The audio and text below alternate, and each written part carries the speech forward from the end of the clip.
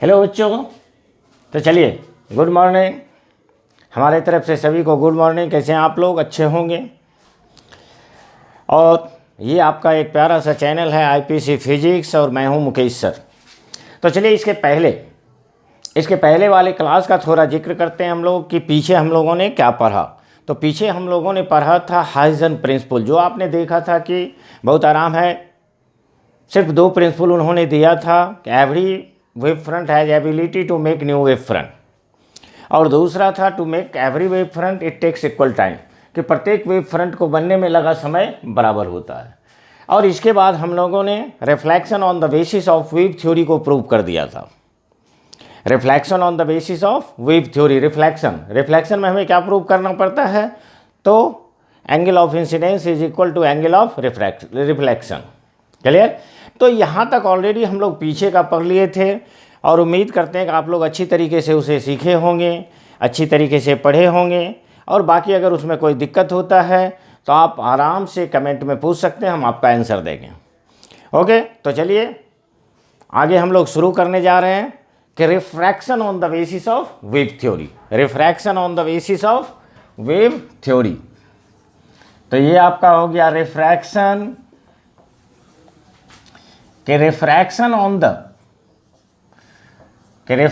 On the basis of wave theory. Refraction on the basis of wave theory. Clear? तो ये आपका हो गया तरंग सिद्धांत के आधार पर, कि तरंग सिद्धांत के आधार पर अपवर्तन। ना हम लोग देखने जा रहे हैं कि वेव थ्योरी के आधार पर आपका रिफ्रैक्शन क्या होता है। क्लियर? तो रिफ्लेक्शन तो हम लोग प्रूव कर ही चुके हैं। ना हम लोग क्या प्रूव करेंगे? रिफ्रैक्शन। और रिफ्रैक्शन भी आप जानते हो कि रिफ्रैक्शन क्या होता है। रिफ्रैक्शन के भी दो लॉ होते हैं, कि लॉ ऑफ रिफ्रैक्शन में आपने दो लॉ पढ़ा था। तो पहला लॉ क्या था? पहला लॉ तो सेम ही था कि incident ray, refracted ray and normal lie in the same plane. और दूसरा लॉ हमें कहता है कि साइन आई क्या होता है? साइन आर के बराबर होता है। Sine i by sine r क्या होता है? वो म्यू के बराबर होता है, रिफ्रैक्टिव इंडेक्स के बराबर होता है।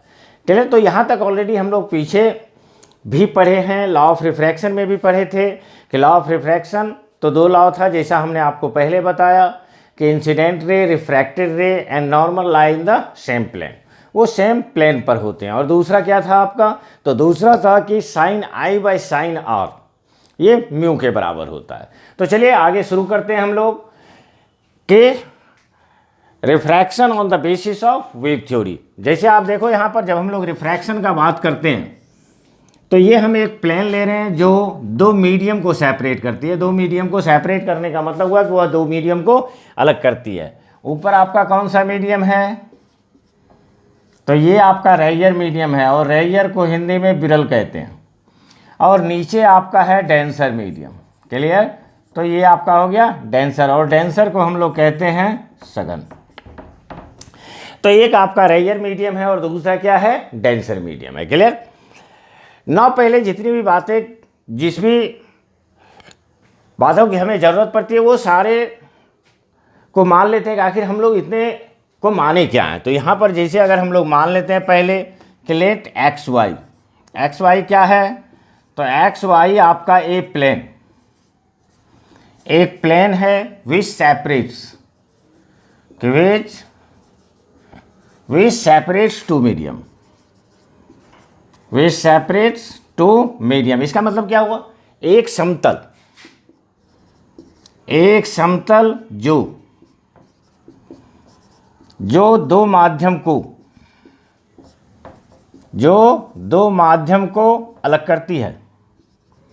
क्लियर? तो ये आपका हो गया जो दो माध्यम को अलग करती है।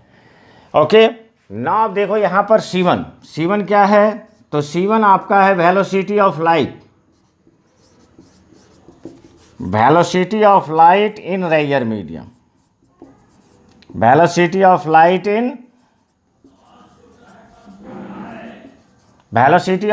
इन रेयर मीडियम मतलब विरल माध्यम में कि विरल माध्यम में प्रकाश का वेग। ओके, नाउ देखो C2, तो ये C2 आपका हो जाएगा कि वेलोसिटी ऑफ लाइट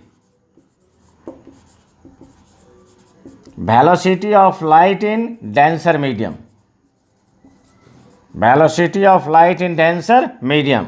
इसका मतलब हुआ कि सघन माध्यम में प्रकाश का वेग। क्लियर? तो ये आपका हो गया velocity of light in denser medium. Clear? चलिए म्यू हम लोग मान लेते हैं। म्यू क्या है? तो म्यू आपका है रिफ्रैक्टिव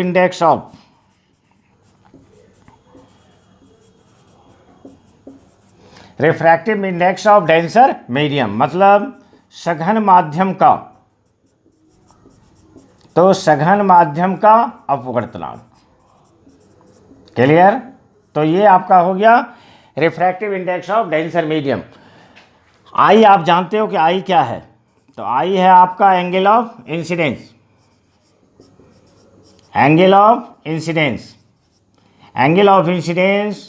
आपतन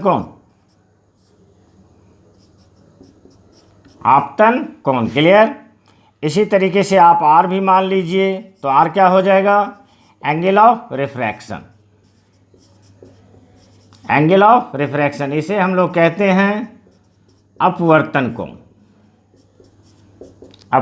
कोण।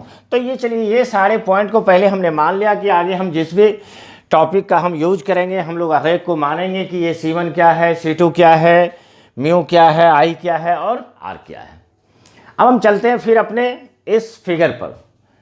तो फिगर को थोड़ा गौर से देखेंगे और अच्छी तरीके से समझने की कोशिश कीजिए, समझ तो जाएंगे ही आप।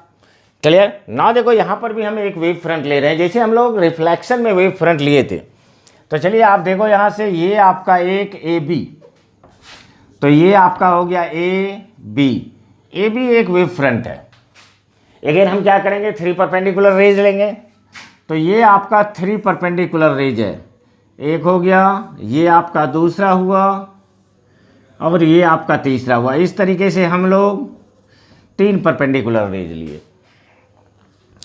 अब सिंपल सी बात अगर सोचें तो टी टाइम में एक चीज हम लोग जानते हैं कि हाइजन प्रिंसिपल से कि every point on AB is a source of secondary wave front. कहने का मतलब ये हुआ कि AB का प्रत्येक बिंदु सेकेंडरी वेव फ्रंट का स्रोत होता है। मतलब ये अब दूसरा वेव फ्रंट बनाएगा, दूसरा वेव फ्रंट जब बनाएगा तो लाइट आगे बढ़ेगी। तो ये जब लाइट यहाँ से चलेगी, तो चलिए हम लोग मान लेते हैं कि ये लाइट आपका B से T टाइम में कहाँ पहुँच जाती है? तो B से T टाइम में आपकी पहुँच जाती है, इट इज़ A डैश पर। अब अगर आप सोचो कि अगर B से A डैश तक आने में T टाइम लगा, तो वो डिस्टेंस कितना हो जाएगा? BA dash is equal to speed into time. चलो यहाँ पर ये स्पीड, वेलोसिटी ऑफ लाइट कितना है आपका? तो C1 है। तो ये आपका हो जाएगा, it is C1 into T. अब यहाँ पर ये लाइट आपका दूसरे मीडियम में प्रवेश करेगी, यहाँ भी ये अब आपका मीडियम चेंज करेगी। तो मीडियम चेंज करेगी तो रिफ्रैक्शन होगा, और रिफ्रैक्शन होगा तो क्या होता है? ये एंगल अगर आपका I है, तो ये एंगल भी यहाँ पर क्या बनेगा? ये I बनेगा, जो हम लोग पीछे सीख चुके हैं। ओके, आज जब हम रेयर मीडियम से डेंसर मीडियम में जाते हैं तो क्या होता है? मूव्स टुवर्ड्स द नॉर्मल, कि वो लाइट रे नॉर्मल की ओर झुक जाती है। इसका मतलब ये हुआ कि ये लाइट आपका इस तरीके से नॉर्मल की ओर झुकेगी। और अगेन अगर हम सोचें तो यहाँ पर एक्चुअली वेलोसिटी ऑफ लाइट क्या होगा? डिक्रीज करेगा, कि जब लाइट आपका डेंसर मीडियम से गुजरती है तो उसका स्पीड घटता है। अब यहाँ से ये लाइट अपने घटे हुए स्पीड के साथ चलेगी, लेकिन टी टाइम में, इसी टाइम में जो टाइम हम लोग पहले लिए थे, तो टी टाइम में ये जो रिफ्रैक्टेड रे है, चलिए ये मान लेते हैं कि ये रिफ्रैक्टेड रे आपका यहाँ पहुँच जाती है। ये क्या हो गया? B dash. क्लियर? और ये जब B डैश होती है तो वैसे यहाँ भी ये लाइट रिफ्रैक्ट करेगी, इस तरीके से रिफ्रैक्ट की। क्लियर? और ये एंगल यहाँ पर क्या होगा? R। और यहाँ पर ये जो है आपका, ये आपका एक नया वेव फ्रंट बन जाएगा जिसे हम लोग कहेंगे ए डैश बी डैश। क्लियर? ए डैश बी डैश, यहाँ भी ये आपका रिफ्रैक्शन होगा और इस तरीके से ये लाइट बाहर चली जाएगी। क्लियर? तो निश्चित समझ गए होंगे। और इस तरीके से आपको ए डैश बी डैश एक नया वेव फ्रंट बन जाता है। नेक्स्ट अगर आप देखो कि ये एंगल अगर आर है तो ये एंगल भी क्या होगी कि ये एंगल भी आपको मिल जाएगा, it is r, it is r. Clear? ये यहाँ पर ये आपका 90 डिग्री है तो यहाँ पर ये भी क्या हुआ, ये 90 डिग्री हुआ। तो इस तरीके से ये सारा फिगर आपको बन गया। अगेन एक बार और समझें आप कि एक्स वाई एक प्लेन है, एक समतल है जो दो मीडियम को अलग करती है, मतलब रेयर मीडियम और डेंसर मीडियम। क्लियर? हम एक वेव फ्रंट लेते हैं जो इस प्लेन पर इंसिडेंट होती है। क्लियर? उसके परपेंडिकुलर 3 रे, 1 2 3, तो ये 3 रे भी इस वेव फ्रंट पर इंसिडेंट होती है। ये तीसरा रे टी टाइम में बी से कहाँ पहुँच जाता है, ए डैश पर पहुँच जाता है। तो इसका डिस्टेंस कितना हो गया, C1 इंटू टी। अगेन आप देखो यहाँ से पहली रे क्या होगा, अब यहाँ से ये रिफ्रैक्टेड रे, अपवर्तित किरण टी टाइम में कितना चलेगी, तो टी टाइम में ये जब भी जितना चलेगी तो ये डिस्टेंस कितना हो जाएगा, तो ये डिस्टेंस आपको हो जाएगा C2 into T, C2 into T, क्योंकि इसमें आपका वेलोसिटी ऑफ लाइट कितनी है, C2। क्लियर? तो ये ए से बी डैश पर पहुंच गए, ये डिस्टेंस हो गया C2 इंटू टी, और ये ए डैश बी डैश एक नया वेव फ्रंट बन जाता है, वेव फ्रंट बन जाता है। क्लियर? तो यहां तक आप अच्छी तरीके से समझे होंगे। चलिए प्लीज राइट करें।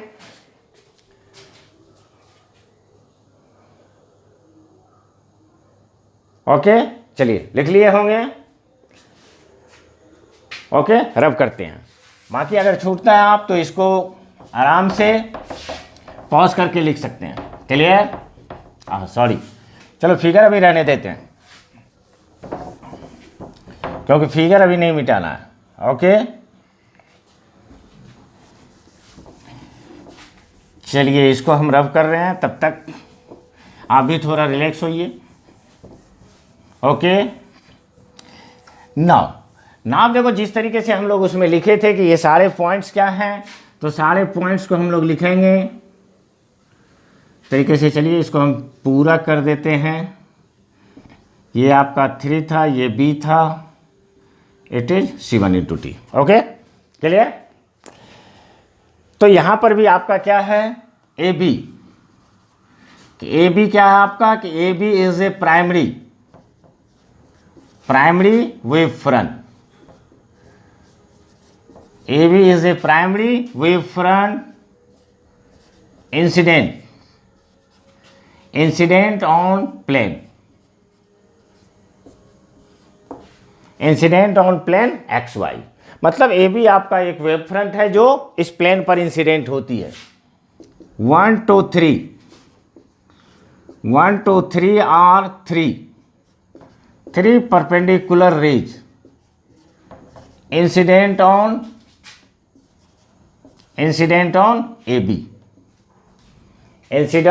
on AB from Huygens theory,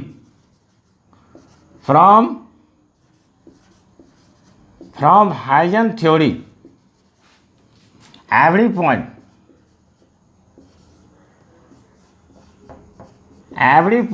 of AB is a source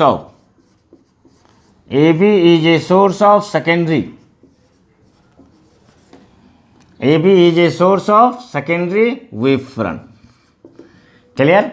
तो ये आपको कहता है कि AB क्या था, AB आपका एक प्राइमरी वेव फ्रंट है जो XY प्लेन पर इंसिडेंट होती है। 1 2 3 परपेंडिकुलर रेज है जो AB पर इंसिडेंट हो रही है। हाइजन के प्रिंसिपल से हम ये जानते हैं कि AB का प्रत्येक बिंदु सेकेंडरी वेव फ्रंट का स्रोत होता है। क्लियर? कहता है द लाइट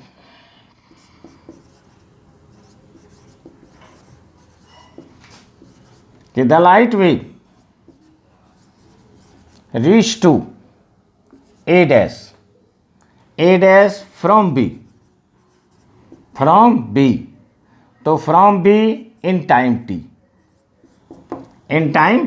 कहने का मतलब है कि ये लाइट रे आपका टी टाइम में बी से कहाँ पहुँच रही है, ए डैश पर पहुँचती है। तो ये आपका बन जाता है देयरफॉर बी ए डैश बराबर क्या हो जाएगा, C1 into T.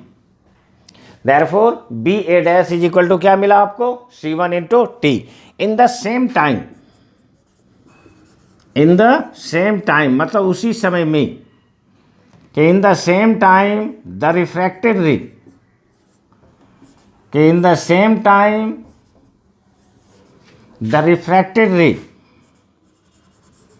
Refracted ray reach to B dash from A, उसी समय में जो रिफ्रैक्टेड रे है, अपवर्तित किरण है, ए से कहाँ पहुँच जाती है, बी डैश पर। और जब वो ए से बी डैश पर पहुँचती है तो ये आपका हो जाता है ए बी डैश, ये आपको मिल गया A B dash is equal to C2 into T, C2 into T, clear, C2 into T. And a new wave front, and a new wave front A dash B dash is formed. New wave front A dash B dash is formed। तो इस तरीके से आपको एक नया wave front बन जाता है। Okay, clear. तो चलिए आप इसको इंग्लिश में राइट करें, फिर हम इसका हिंदी भी आपको देने जा रहे हैं, ताकि ये सारा का सारा पॉइंट आपको अच्छी तरीके से क्लियर हो जाए। ओके, तो चलिए हम इसको रब करते हैं, फिर आप आगे देखें।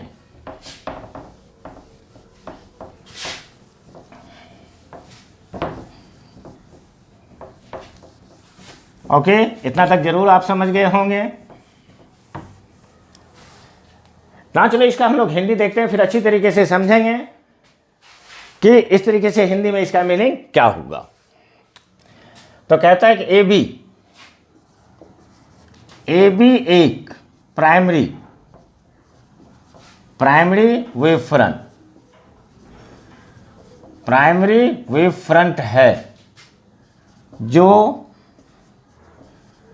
समतल x Y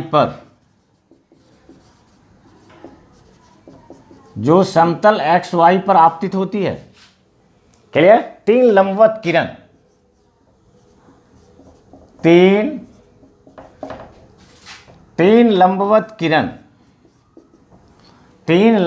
Kiran A B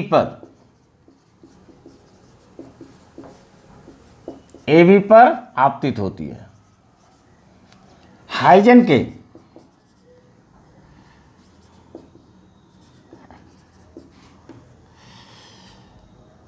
के सिद्धांत से ए बी का प्रत्येक बिंदु,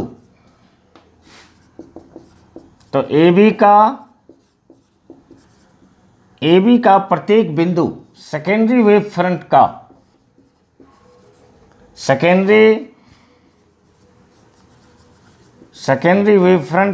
स्रोत होता है। सेकेंडरी वेव फ्रंट का स्रोत होता है, क्लियर। तो इस तरीके से इतना लिखने के बाद जो हम पहले भी लिखे थे, रिफ्लेक्शन में भी लिखे थे, कि जब हम लोग reflection on the basis of wave theory prove कर रहे थे, तो उस समय भी इन सारे पॉइंट्स को हम देखे थे। जो बच्चे पीछे का नहीं देखें तो वो इसके पीछे वाला पार्ट को देख सकते हैं, कि wave optics IPC wave optics 02 मतलब सेकेंड लेक्चर। तो सेकेंड लेक्चर में आपको reflection on the basis of wave theory दिया हुआ है ना। हम लोग देखने जा रहे हैं reflection on the basis of wave theory. अब देखो यहाँ पर कि ये कहता है कि प्रकाश T समय में B से कहाँ पहुँच जाती है, तो B से A डैश पर पहुंच जाती है। और जब वो T टाइम में B से A डैश पर पहुंचती है तो ये आपका बन जाता है B A डैश। ये बराबर आपका क्या हो जाएगा, तो ये आपका हो गया C1 इंटू टी, क्लियर। इसी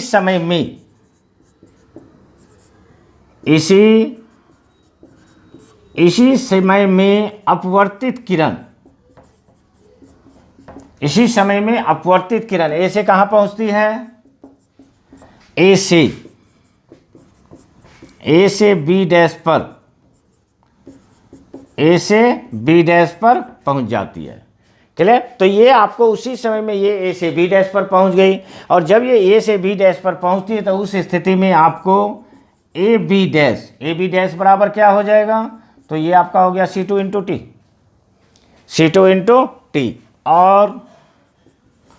और एक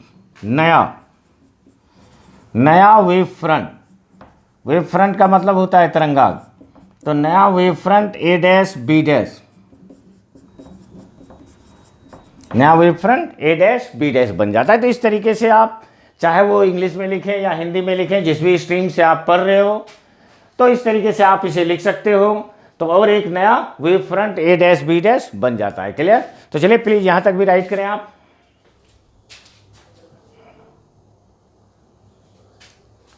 ओके कंप्लीट। तो चलिए हम इसको भी रब करते हैं ना, हम लोग आगे देखते हैं कि जिनको भी लिखने में थोड़ा प्रॉब्लम होता है तो वो पॉज करके लिखें। क्लियर।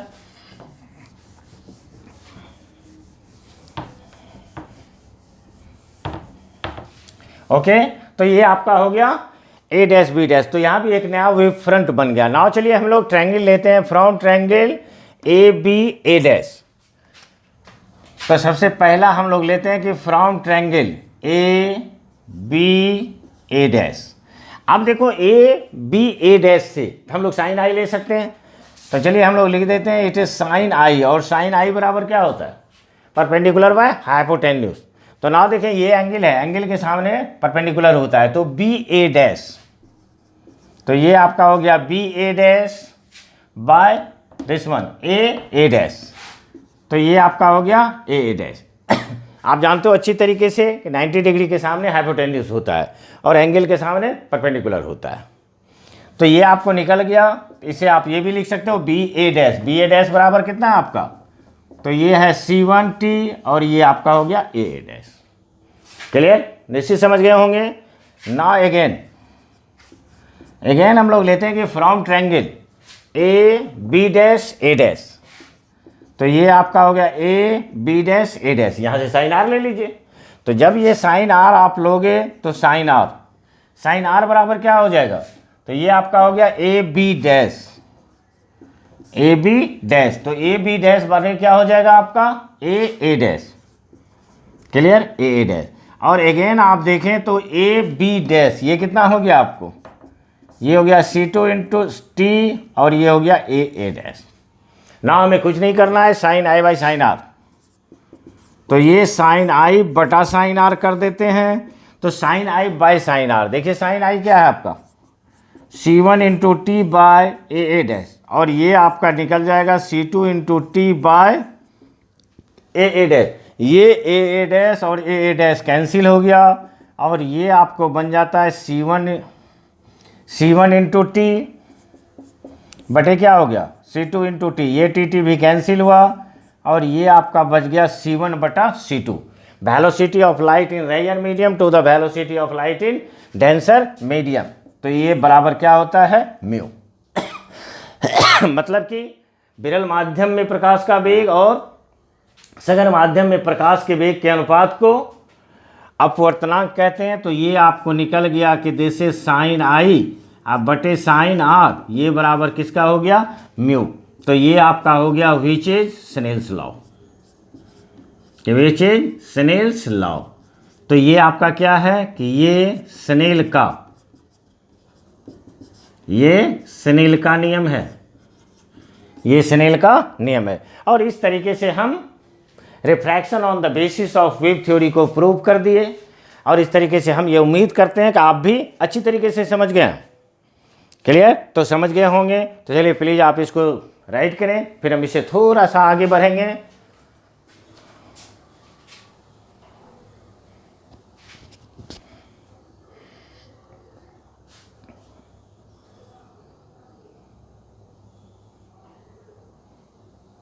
Okay complete. तो ये आपका हो गया reflection on the basis of wave theory. और ये आपका हुआ refraction on the basis of wave theory. Clear? Okay, तो चलिए इस तरीके से हम लोग ये प्रूव करने में सफल हो गए कि reflection on the basis of wave theory क्या है और refraction on the basis of wave theory क्या है। ओके, ना चलिए हम लोग देखते हैं कि प्रिंसिपल ऑफ सुपरपोजिशन, कि principal of superposition of light wave. Clear? तो ये आपका हो गया प्रिंसिपल ऑफ सुपरपोजिशन, कि प्रिंसिपल ऑफ सुपरपोजिशन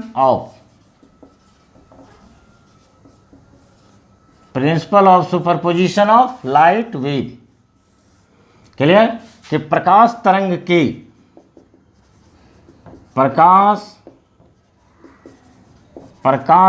के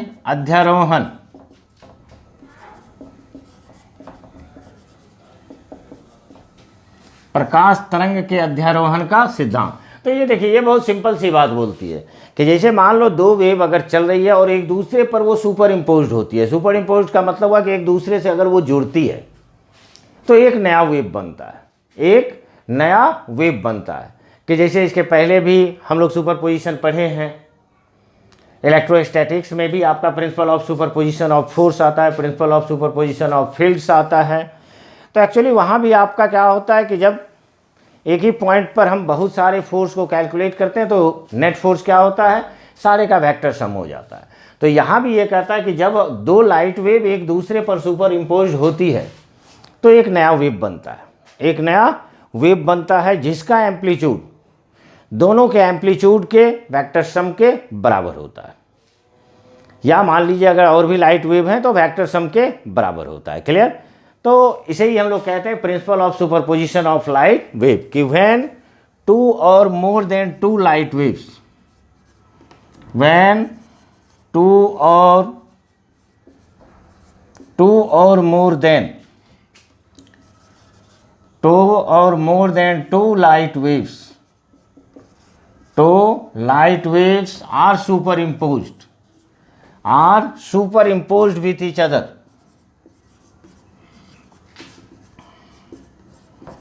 are superimposed with each other,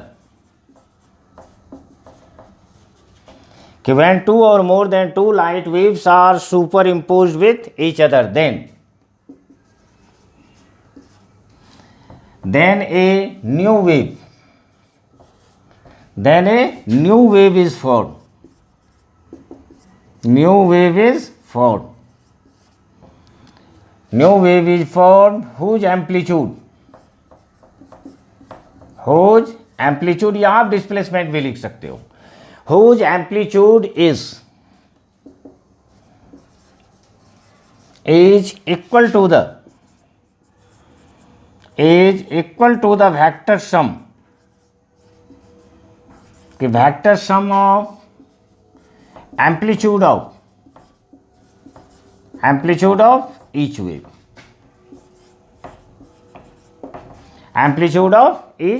clear? कहने का मतलब हुआ कि जब दो या दो से अधिक प्रकाशीय तरंग, जब दो या दो से अधिक प्रकाशीय तरंग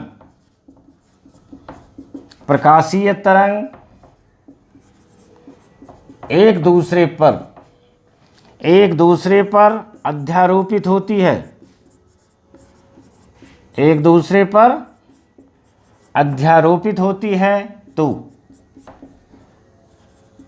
तो एक नया तरंग बनता है, जिसका आयाम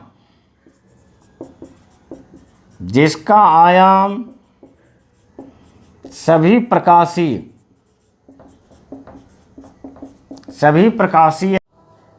ओके, लिख लिए होंगे।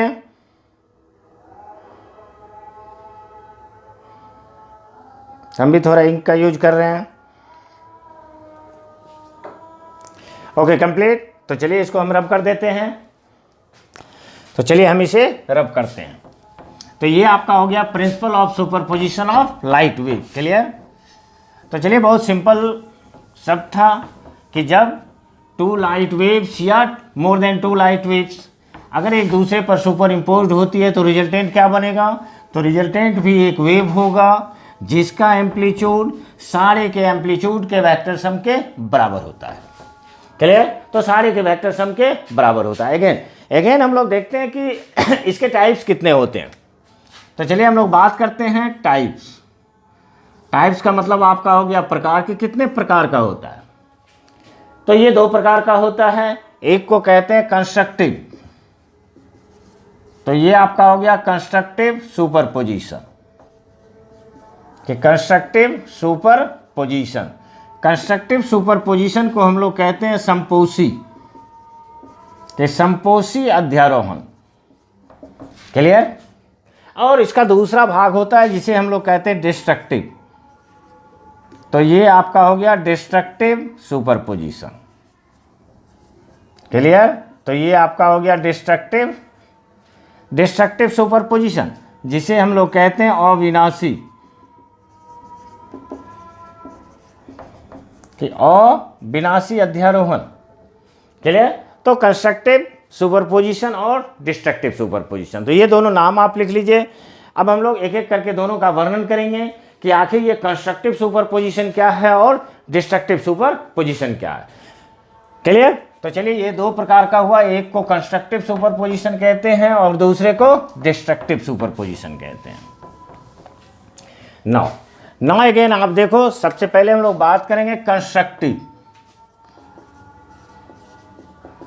तो ये आपका हुआ कंस्ट्रक्टिव, कि कंस्ट्रक्टिव सुपरपोजिशन।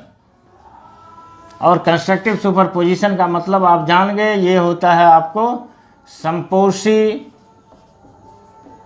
कि संपोषी अध्यारोहण। संपोषी अध्यारोहण। तो देखो, कंस्ट्रक्टिव का मीनिंग ये है कि नहीं हम लोग कुछ अच्छा सोच रहे हैं, मतलब कुछ कंस्ट्रक्टिव वर्क कर रहे हैं। तो यहाँ पर क्या होता है? ऐड होता है, कि जब दो लाइट वेव एक ही डायरेक्शन में सुपर इम्पोज्ड होती है, एक ही डायरेक्शन में सुपर इम्पोज्ड होती है। जैसे आप देखो यहां से, ये आपका एक लाइट वेव हम ले रहे हैं ट्रांसवर्स वेव के रूप में, तो ये आपका लाइट चल रहा है। Clear?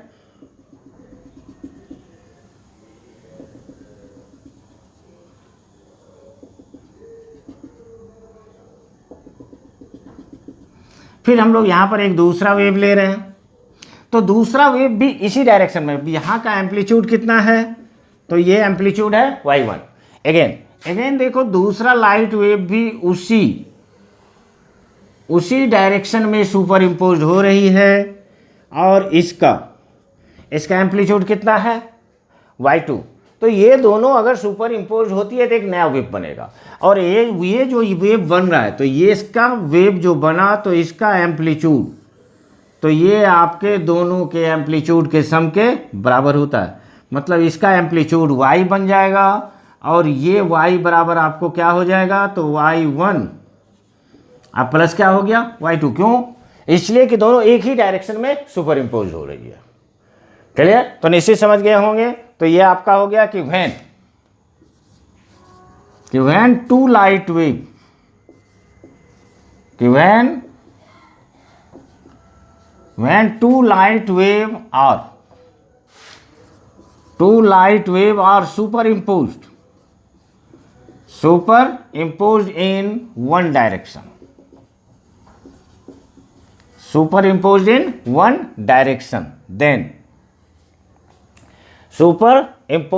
one direction, then the superposition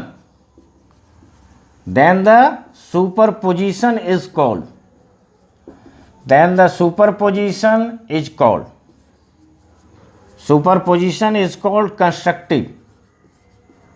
constructive superposition. तो इसे हम लोग क्या कहते हैं? कंस्ट्रक्टिव सुपरपोजिशन कहते हैं। कहने का मतलब है कि जब दो प्रकाशीय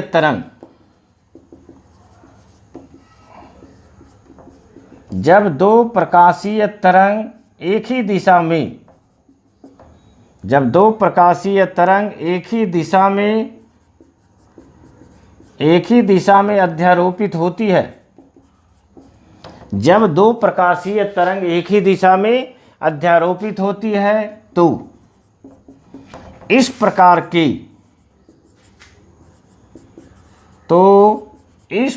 के अध्यारोहण को समपोषी अध्यारोहण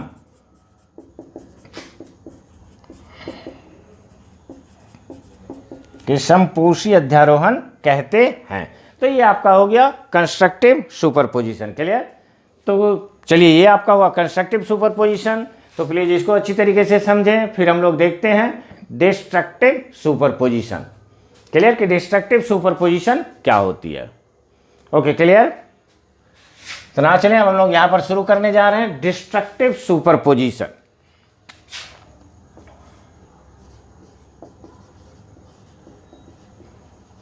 तो ये आपका हो गया डिस्ट्रक्टिव सुपरपोजिशन। और डिस्ट्रक्टिव सुपरपोजिशन को हम लोग कहते हैं अविनाशी अध्यारोहण। क्लियर? और किसी भी टॉपिक को अच्छी तरीके से समझने के लिए जब आप उसको शुरू से अंत तक अच्छी तरीके से देखेंगे तभी इसको अच्छी तरीके से समझ पाएंगे। क्लियर? तो ओके, प्लीज इसको अच्छी तरीके से आप देखें। अब यहां पर क्या होगा कि यहां पर ये था आपका कंस्ट्रक्टिव। ना हम लोग डिस्ट्रक्टिव, अगर ये एक दूसरे के अपोजिट डायरेक्शन में सुपर इम्पोज होती है तो उसे क्या कहते हैं? उसे डिस्ट्रक्टिव सुपरपोजिशन कहते हैं। कि जैसे आप यहां से देखो कि ये आपका एक लाइट वेव है। क्लियर? तो ये लाइट वेव आपका इस तरीके से चल रही है। इसका एम्पलीट्यूड आपका कितना है? तो चलिए y1। ना ये आपका दूसरा लाइट वेव है।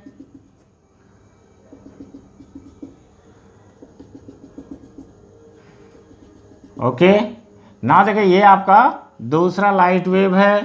तो ये भी आपका इस तरीके से ट्रेवल कर रही है। और इसका एम्पलीट्यूड कितना है? y2। अब सॉरी, यहां पर ये अपोजिट डायरेक्शन में ट्रेवल करेगा। ये तो कंस्ट्रक्टिव हो गया। क्लियर? तो ना देखिए ये यहां पर क्या होता है कि ये आपका अपोजिट डायरेक्शन में सुपर इम्पोज होगी। यहां पर हम एक ही डायरेक्शन में कर दिए थे, तो ये आपका इस तरीके से ये सुपर इम्पोज्ड होगी। अब यहां पर देखें इसका एम्पलीट्यूड कितना है? y2।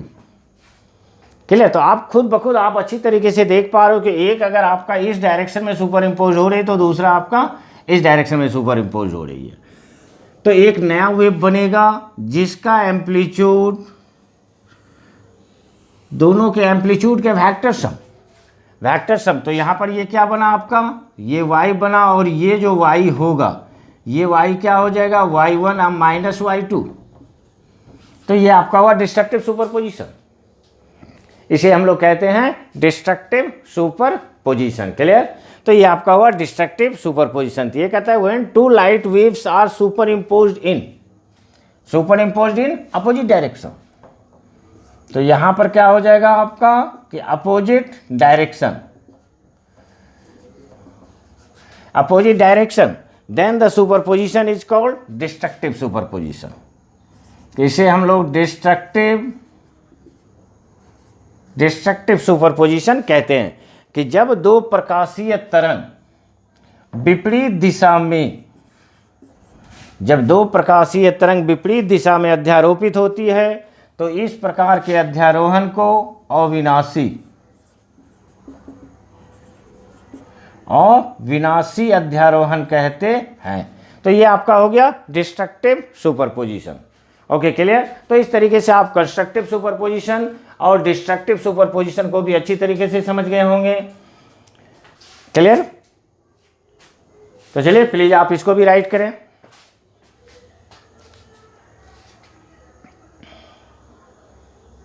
क्लियर? Okay okay. तो ना देखो अब आप कि आज आपने देखा कि refraction on the basis of wave theory, कि वेव थ्योरी के आधार पर रिफ्रैक्शन क्या होती है। क्लियर? तो ये सबसे पहला था आपका कि रिफ्रैक्शन, उसको हमने प्रूव किया। फिर आपने देखा सुपरपोजिशन क्या होता है।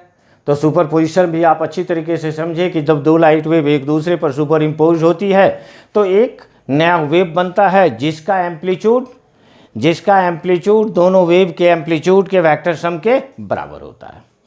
ये दो प्रकार का होता है, एक को कंस्ट्रक्टिव सुपरपोजिशन कहते हैं और दूसरे को डिस्ट्रक्टिव सुपरपोजिशन कहते हैं।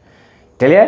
तो कंस्ट्रक्टिव सुपरपोजिशन होता है जब वो एक ही डायरेक्शन में सुपर इम्पोज होती है तो उसे कंस्ट्रक्टिव सुपरपोजिशन कहते हैं, और जब वो अपोजिट डायरेक्शन में सुपर इम्पोज होती है तो उसे डिस्ट्रक्टिव सुपरपोजिशन कहते हैं। तो इस तरीके से आप इस पार्ट को भी बहुत अच्छी तरीके से समझे होंगे। तो चलिए इसी तरीके से अच्छी तरीके से समझते रहिए और आगे पढ़ते रहिए, आगे बढ़ते रहिए। क्लियर? और अगर आपको हमारा पढ़ाई या हमारे समझाने का ढंग आपको अच्छा लगता है, पसंद आता है, तो चैनल को लाइक करें, सब्सक्राइब करें, शेयर करें। क्लियर? फिर हम नेक्स्ट क्लास में आपसे मिलते हैं, तब तक के लिए थैंक यू।